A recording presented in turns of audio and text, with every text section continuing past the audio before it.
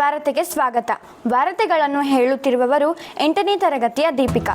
July ತಿಂಗಳಿನ race ಚಾಣಕ್ಯದ ವಿಶೇಷ ಪ್ರಮುಖ ಸುದ್ದಿಗಳು ಇಲ್ಲಿವೆ. ವೈದ್ಯರ ಬಗ್ಗೆ ಗೌರವ ಬೆಳೆಸಲು ಮತ್ತು ವಿದ್ಯಾರ್ಥಿಗಳಿಗೆ ಆರೋಗ್ಯಕರ ಅಭ್ಯಾಸವನ್ನು ಪ್ರೋತ್ಸಾಹಿಸಲು ಜುಲೈ 1ರಂದು ವೈದ್ಯರ ದಿನವನ್ನು ಆಚರಿಸಲಾಯಿತು. ಜುಲೈ 5ರಂದು ಪ್ರಧಾನ ಸಮಾರಂಭವನ್ನು ಆಚರಿಸಲಾಯಿತು. ಜುಲೈ 10ರಂದು ಗುರುಪೂರ್ಣಿಮೆಯನ್ನು ಆಚರಿಸಲಾಯಿತು.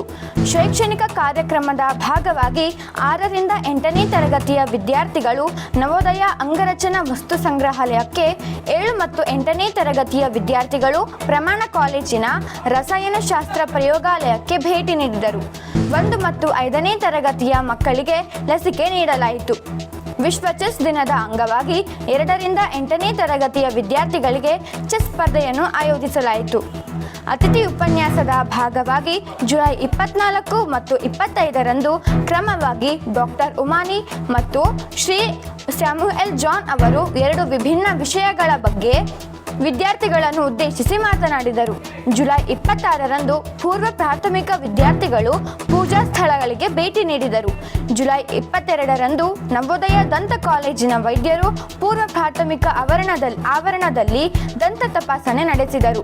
ಜುಲೈ 26ರಂದು ಕಾರ್ಗಿಲ್ ವಿಜಯ್ ದಿವಸ್ ಆಚರಿಸಲಾಯಿತು ಹಾಗೂ ರಂಗಮಂದಿರದಲ್ಲಿ ಬ್ರಹ್ಮಕುಮಾರಿ ಸಮಾಜದಿಂದ ಪ್ರೇರಣಾ ಭಾಷಣವನ್ನು ಆಯೋಜಿಸಲಾಗಿತ್ತು.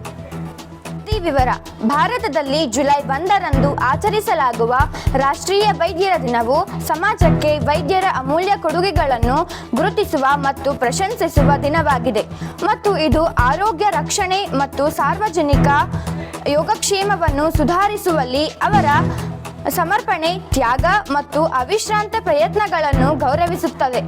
ಇದು ವೈದ್ಯರು ಮಾಡುವ ತ್ಯಾಗಗಳಿಗೆ ಮೆಚ್ಚುಗೆಯನ್ನು ತೋರಿಸುವ ದಿನವಾಗಿದೆ. ಡಾಕ್ಟರ್ ಆನಂದ್ ಶಂಕರ್ ಮತ್ತು ಡಾಕ್ಟರ್ ಗೋಪಿನಾಥ್ ಅವರು ಡಾಕ್ಟರ್ ವರುಣ್ ಕುಮಾರ್ ಮತ್ತು ಡಾಕ್ಟರ್ ಉಮಾನಿ ಅವರೊಂದಿಗೆ ರಾಯಚೂರಿನ ಇತರ ಕೆಲವು ಪ್ರಸಿದ್ಧ ವೈದ್ಯರು ವಿದ್ಯಾರ್ಥಿಗಳೊಂದಿಗೆ ಸಂವಾದನೆ ನಡೆಸಿದರು. ಡಾಕ್ಟರ್ ವರುಣ್ ಕುಮಾರ್ ಮತ್ತು ಡಾಕ್ಟರ್ ಉಮಾನಿ ಸಂಸ್ಥೆಯ ಬಗ್ಗೆ ತಮ್ಮ ಕೃತಜ್ಞತೆಯನ್ನು ವ್ಯಕ್ತಪಡಿಸಿದರು. ಈ ಆಚರಣೆಯು ಅದ್ಭುತ ಯಶಸ್ಸನ್ನು ಕಂಡಿತು ಮತ್ತು ನಮ್ಮ ಯೋಗಕ್ಷೇಮವನ್ನು ಖಚಿತಪಡಿಸಿಕೊಳ್ಳಲು ಅವಿಶ್ರಾಂತವಾಗಿ ಕೆಲಸ ಮಾಡುವ ವೈದ್ಯರ ಮಹತ್ವದ ಬಗ್ಗೆ ವಿದ್ಯಾರ್ಥಿಗಳು ತಿಳಿದುಕೊಳ್ಳಲು ಅವಕಾಶವನ್ನು ಒದಗಿಸಿತು. ವಿದ್ಯಾರ್ಥಿಗಳಿಂದ ವೈದ್ಯರ ವಿಷಯದ ನೃತ್ಯವನ್ನು ಪ್ರದರ್ಶಿಸಲಾಯಿತು ಮತ್ತು ಮನರಂಜನೆಯ ಭಾಗವಾಗಿ ವೈದ್ಯರಿಗಾಗಿ ಸಂಗೀತ ಕುರ್ಚಿಯನ್ನು ಏರ್ಪಡಿಸಲಾಗಿತ್ತು. ಪ್ರಶಸ್ತಿ ಪ್ರದಾನ ಸಮಾರಂಭವು ಕೇವಲ ಬಿರುದುಗಳನ್ನು ನೀಡುವುದಲ್ಲ, ಅದು ವಿದ್ಯಾರ್ಥಿಗಳನ್ನು ಪರಿಣಾಮಕಾರಿ ನಾಯಕರು ಮತ್ತು ಮಾದರಿ ವ್ಯಕ್ತಿಗಳಾಗಲು ಸಬಲೀಕರಿಸುವ ಬಗ್ಗೆ. ಇದು ವಿದ್ಯಾರ್ಥಿಗಳ ನಾಯಕತ್ವ, ಕೌಶಲ್ಯ ಮತ್ತು ಸಾಮರ್ಥ್ಯಗಳನ್ನು ಪ್ರದರ್ಶಿಸಲು ಒಂದು ವೇದಿಕೆಯಾಗಿದೆ.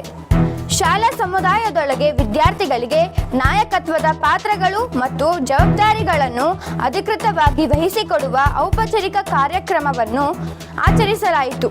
ಇದರಲ್ಲಿ ಬ್ಯಾಡ್ಜ್ಗಳು ಮತ್ತು ಸ್ಲ್ಯಾಶಸ್ಗಳನ್ನು ಪ್ರದಾನ ಮಾಡುವುದರೊಂದಿಗೆ ಪ್ರಮಾಣ ವಚನವನ್ನು ಸ್ವೀಕರಿಸಲಾಯಿತು. ಹಿಂದೂಗಳ ಆಷಾಢ ಮಾಸದ ಹುಣ್ಣಿಮೆಯ ದಿನದಂದು ಗುರುಪೂರ್ಣಿಮೆಯನ್ನು ಆಚರಿಸಲಾಯಿತು. ಇದು ಶಿಕ್ಷಕರು ಮತ್ತು ಮಾರ್ಗದರ್ಶಕರನ್ನು ಗೌರವಿಸಲು ಮತ್ತು ಅವರ ಮಾರ್ಗದರ್ಶನ ಮತ್ತು ವ್ಯಕ್ತಿಗಳನ್ನು ಜ್ಞಾನದ ಕಡೆಗೆ ಮುನ್ನಡೆಸಿದ್ದಕ್ಕಾಗಿ ಅವರ ಕೃತಜ್ಞತೆಯನ್ನು ವ್ಯಕ್ತಪಡಿಸಲು ಮೀಸಲಾಗಿರುವ ದಿನವಾಗಿದೆ. ಈ ದಿನವು ಮಹಾಭಾರತದ ಕರ್ತೃ ವೇದವ್ಯಾಸರ ಜನ್ಮ ವಾರ್ಷಿಕೋತ್ಸವವನ್ನು ಸಹ ಸ್ಮರಿಸುತ್ತದೆ. ಪೂರ್ವ ಪ್ರಾಥಮಿಕ ಮತ್ತು ಪ್ರಾಥಮಿಕ ಆವರಣದಲ್ಲಿ ವಿಶೇಷ ಸಭೆಯನ್ನು ಆಯೋಜಿಸಲಾಯಿತು. ವಿದ್ಯಾರ್ಥಿಗಳು ಸಣ್ಣ ಉಡುಗೊರೆಗಳನ್ನು ನೀಡುವ ಮೂಲಕ ತಮ್ಮ ಕೃತಜ್ಞತೆಯನ್ನು ವ್ಯಕ್ತಪಡಿಸಿದರು ಮತ್ತು ಅನುಸರಿಸಲು ತಮ್ಮ ಗುರುಗಳಿಂದ ಆಶೀರ್ವಾದವನ್ನು ಪಡೆದರು.